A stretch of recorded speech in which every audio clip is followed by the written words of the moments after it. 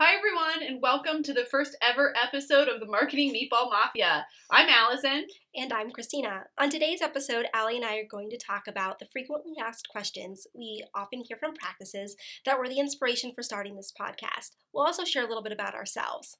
And near the end, we'll give you a little bit of a sneak peek of what to expect in upcoming episodes. So without further ado, let's get saucy.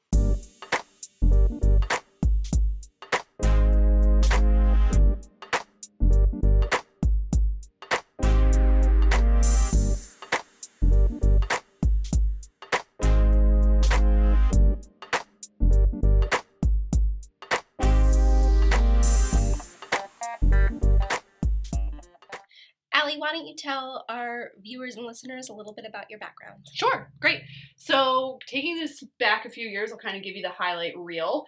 I went to undergrad at Immaculata University outside of Philadelphia, Pennsylvania, where I majored in exercise science as well as communications. Following undergrad, I went on and got my MBA while also working in sports marketing, which I thought where my passion was and where my dreams lied. Turns out that wasn't quite the case. So fresh out of graduate school, I started working in dental marketing as a project manager. I've been helping dental practices for about 7 years now, strategize, measure, and really grow their businesses. Christina, why don't you tell the people a little bit about yourself? Certainly. Like Allison, I also graduated with a degree in marketing, much longer than we're going to talk about today. And for the better part of the decade, I've been in healthcare marketing specifically, most recently working for a large healthcare organization here in Pennsylvania, helping the specialists within that organization reach their target patients. However, for the past 2 years, I've been focused solely on dental, helping practices realize their goals and visions through strategic marketing. That's great. So now that you know a little bit about each of us, we want to get right into the meat of why we started this podcast, and that's talking about some of the blunders that we've heard from our current clients. And as we go on this journey together, we're going to talk about all the things big and small that truly make up your brand and everything that is marketing. Allie, why don't you get us started with the first blunder? Yeah, sure thing. So one of the things that we hear most often with clients and practices that we're working with, and I'm sure you can agree as well, is kind of the myth and the mystery of one-off marketing strategies. So today what we want to do is just talk really briefly about why one-off marketing strategies can actually be a detriment to your business. There is this thing called a marketing funnel. And we could get into much more detail about this and we talk can talk for about days, it all day days about this. But essentially what the marketing funnel says is you have to take into consideration various parts of a decision-making process. So everything from branding to lead generation to conversion to treatment plan presentation to treatment plan acceptance to retention. All of those are pieces of the marketing funnel, and all of them should be involved in your overall marketing strategy. Doing a one-off solution certainly can work. We have seen it work before. We will be really transparent about that. But it's usually either temporary success, or it's definitely the exception and certainly not the rule. Absolutely. And we often see these in the strategies that is, if you do this one thing, you'll get a certain amount of new patients calling your practice. And there are things that we find our clients see at trade shows that they're going to, our conferences, where there's always that flavor of the month that's there that wants you to invest with them, and there's going to be immediate results, and it doesn't really matter what the strategy is. We would ask our clients and yourself to reflect on, how does that fit into my overall strategy? How does that support my goals? How does that support my vision? What other marketing strategies is this one-off wonder going to tie into?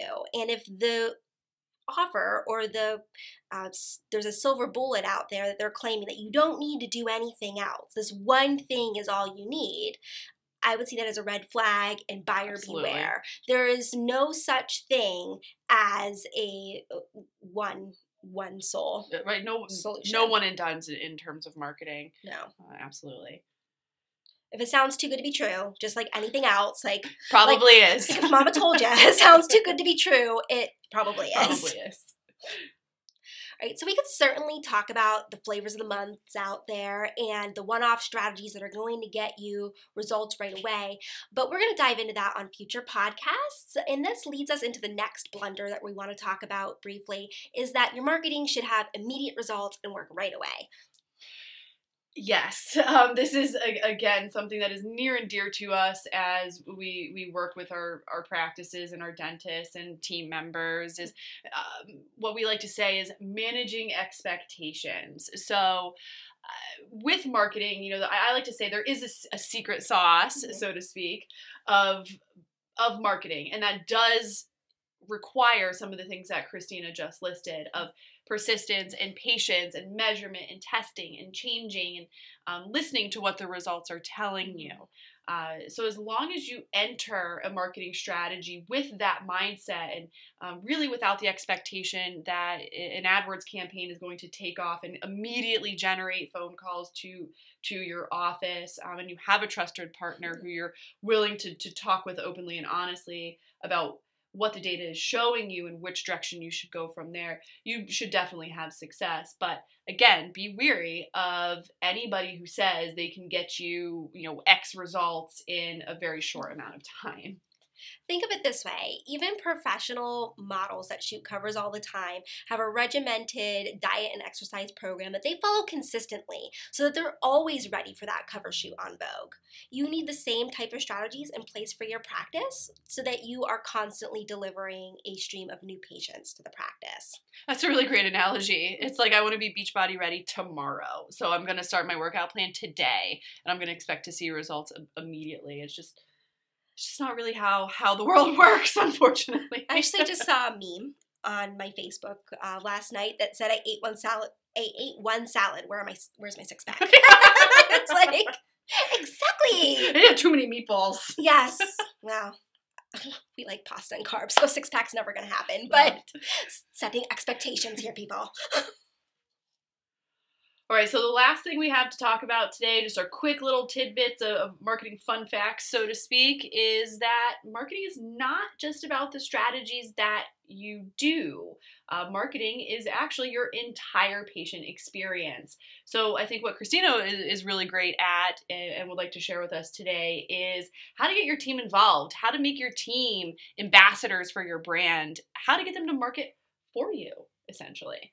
Absolutely. So your strategies can drive new patients calling the practice day in, day out. But really the experience they have from then on is the responsibility of the practice and the team. Everyone on the team and everything that's happening in your practice is really a representation or an ambassador for the brand. So think about this. When they're answering the phone, what does your front office say when the person answers the phone? When someone inquires about insurance or price, do you have scripting in place for that, or go-to verbiage that they could use to make sure that patient appoints on that call and isn't put off by a return phone call or diving into a rabbit hole of costs that you really don't want them having on the phone? Right. Also, when they come into your practice, we know that you probably have the latest and greatest technology and that you're investing a large part of your business back into making sure you have the best technology and procedures available to your patients.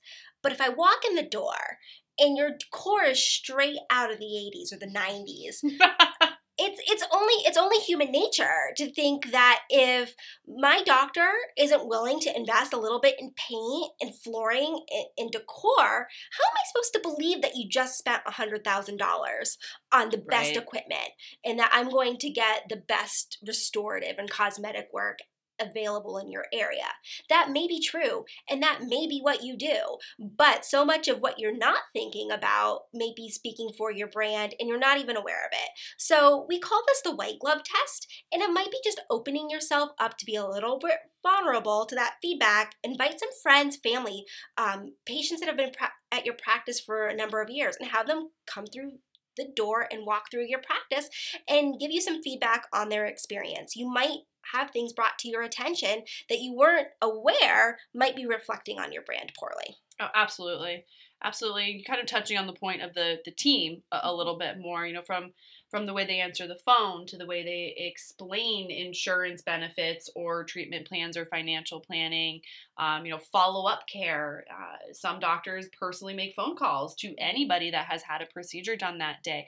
All of those things are marketing. All of those things are part of your brand that you're putting out there into the world. So it's absolutely not just about lead generators or a website or a straight to patient advertising medium like direct mail. It's absolutely about every single time that patient becomes in contact with your practice. Again, from your phone call to coming in the door the first time to what happens in the chair to what happens after they're out of the chair. All of those things can certainly have an impact on your practice and as well as any marketing investment that you have. So this really sums up in a nutshell why we have gone on this endeavor to create this podcast and interact with all of you.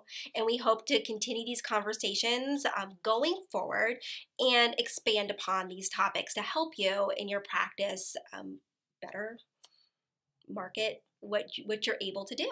Yeah, exactly. Even though we are the Marketing Meatball Mafia, is kind of what we just touched on, is that marketing is about a whole lot more, again, than your strategies. Mm-hmm. So we will be pulling in industry experts from various parts of the industry so they can highlight their own kind of secret sauce as to what they can provide to you as a dentist and a practitioner to help your practice grow and help you succeed kind of as a whole. Right. And we're inviting dentists as well. If you have something super spectacular that you're doing in your practice that really sets you apart, that is an ingredient to your secret sauce you would love to share, and that could be rinsed and repeated other places, we'd love to have you on. We have a few dentists that are already excited to come on and share some of the exciting things they have happening in their practice that get people talking, that their patients love, that they're telling their family, friends, and community about, that sets them apart. Mm-hmm. So we're excited to see you on future podcasts, and we'll see you next time. Yeah. Bye.